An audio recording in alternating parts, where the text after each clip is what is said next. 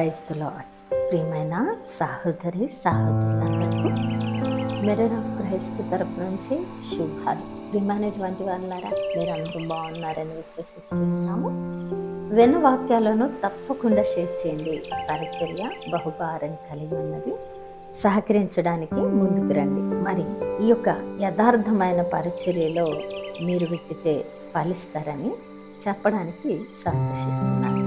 మరి ఈరోజు దేవుడు మనతో మాట్లాడుతున్న బలమైన మాటలను బట్టి బలపరచబడదాం. కీర్తనల గ్రంథము 89వ అధ్యాయము 21వ వచనం. నా చెయ్యి ఎడతెగక అతనికి తోడై ఎండును. హల్లెలూయా. దేవునికి మహిమ కలుగునుగాక.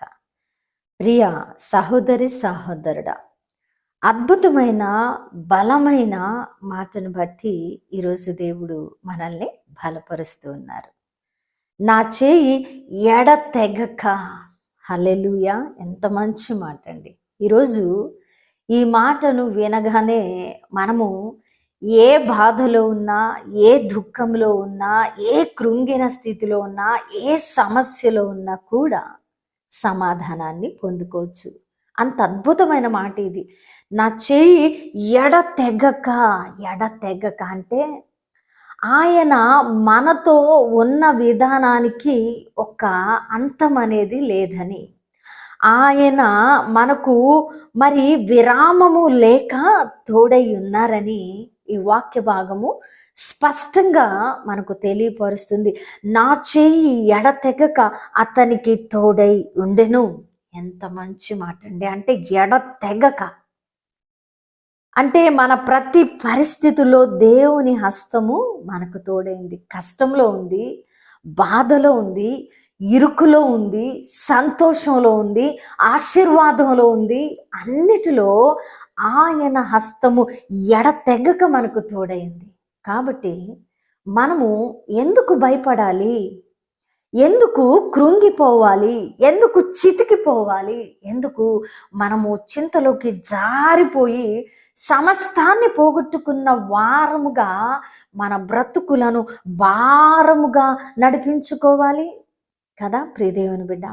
మరి ఆయన యొక్క హస్తము ఎడతెగక మనకు తోడై ఉన్నప్పుడు మనము సంతోషించబద్ధులమై ఉన్నామండి.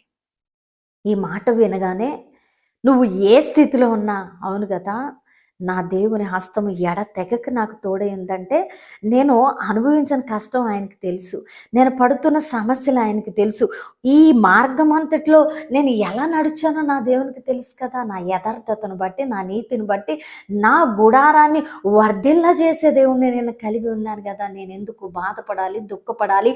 సమయానుకూలంగా నా పరిస్థితులు అన్నీ కట్టబడతాయి కదా అని నువ్వు నమ్మినప్పుడు ప్రియ దేవుని బిడ్డ, దేవుడు అద్భుత కార్యాన్ని నీ జీవితంలో చేస్తారు.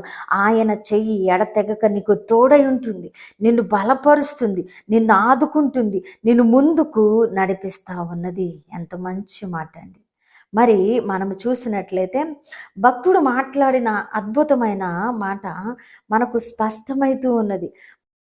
కాబట్టి ప్రియ దేవుని బిడ్డ, ఈరోజు నా చేయి ఎడతెగక అతనికి తోడైండును, నా బాహుబలము అతన్ని బలపరుచును. తోడై ఉండడమే కాదండి, దేవుని యొక్క బహుబలాలు అన్నీ కూడా మనల్ని బలపరుస్తాయి. హల్లెలూయా.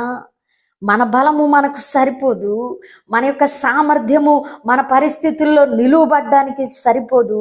కాబట్టి ఆయన చెయ్యి ఎడతెగక మనకు తోడై ఉండడాన్ని బట్టి ఆయన యొక్క బహుబలాలు మన జీవితంలోకి వస్తాయి, మనల్ని నిలబడతాయి, మనల్ని ఫలింపు చేస్తాయి, మనల్ని దీవెనకు పాత్రులుగా చేస్తాయి. ఆయన బహుబలము. ఎంత మంచి మాట అండి. ఆయనలో ఎంత బలం ఉన్నదో ఆ బలము మన జీవితాలలోకి వచ్చినప్పుడు, మన జీవితాలలో కార్యాలు చేసినప్పుడు మనం ఏం చేయబడతామండి? దీవించబడతాం, బలపరచబడతాం, సమాధానపరచబడతాం, ఆశీర్వాదకరంగా మనం ఉంటాం. అందుకే ఈరోజు దేవుడు మాట్లాడుతున్న మాటలను బట్టి బలపరచబడదాం. మరి దేవుని యొక్క హస్తము ఎడతెగక మనకి తోడై ఉంది కాబట్టి, ఆయన బహుబలము మనల్ని బలపరుస్తూ ఉంది కాబట్టి, మనం బలహీనులు కావలసిన అవసరత లేదు, మనం కృంగిపోవలసిన అవసరత లేదు, మనము దిక్కుతోచక పడి ఉన్న స్థితిలో ఉండడానికి వీలు లేనే లేదు. హల్లెలూయా! ఎందుకంటే ఆయన బహుబలము మనల్ని బలపరుచినప్పుడు మనము దీవెనకరంగా ఉంటాం, మన సమస్యల నుంచి బయటకు వస్తాం, మన ప్రార్థనలకు జవాబులు వస్తాయి, మనము ఏది ఆశించామో మన జీవితాలలో అది పొందుకుంటాం. దేవుడు మాట్లాడిన మాటలను బట్టి బలపరచబడవలసిన వారమై ఉన్నాం. దేవునికి మహిమ కలుగునుగాక. మరి ఈరోజు దేవుడు మాట్లాడిన మాటలను బట్టి మనం బలపడి ఉన్నామని నమ్ముతూ విన్న వాక్యము ఫలింపు కొరకు ప్రార్థన. పరిశుద్ధుడా, ప్రేమ కలిగిన తండ్రి, మీ బంగారు పాదాలకు వందనాలు, స్తుతులు, స్తోత్రాలు ప్రభా. అద్భుతమైన మాట ద్వారా మాతో మాట్లాడి మా హృదయాలను కట్టి బలపరిచారు. అవును ప్రభా, మీ చెయ్యి ఎడతెగక మాకు తోడి ఉండడాన్ని బట్టి, మీ బహుబలము మమ్మల్ని బలపరచడాన్ని బట్టి మేము నిలువబడి ఉన్నాం, మేము నిలవబడబోతున్నాం, మేము దీవించబడబోతున్నాం. అయ్యా, మా సమస్యలన్నిటికీ పరిష్కారాలు దొరకబోతున్నాయి అని ఈ వాగ్దానాన్ని ఎవరు నమ్మారో, విశ్వసించారో వారి పట్ల నెరవేర్చండి. ఆయా చేసిన ప్రార్థనకు దీవెన జవాబు ఇచ్చారని నమ్ముతూ ఈ పరిచర్కు సహకరించవని దీవించి ఆశీర్వదించమని ఈ ప్రార్థన నజరుడనే యేసుక్రీస్తు నామమున సమర్పించి అడిగి వేడుకుంటున్నాం తండ్రి. ఆమేన్. ప్రియమైన దేవుని బిడ్డలారా, విన్న వాక్యాన్ని తప్పకుండా షేర్ చేయండి. పరిచర్కు సహకరిస్తారని విశ్వసిస్తున్నాం. దేవుని చిత్తమైతే మరలా కలుసుకుందాం. దేవుడు దీవించును గాక. ఆమేన్.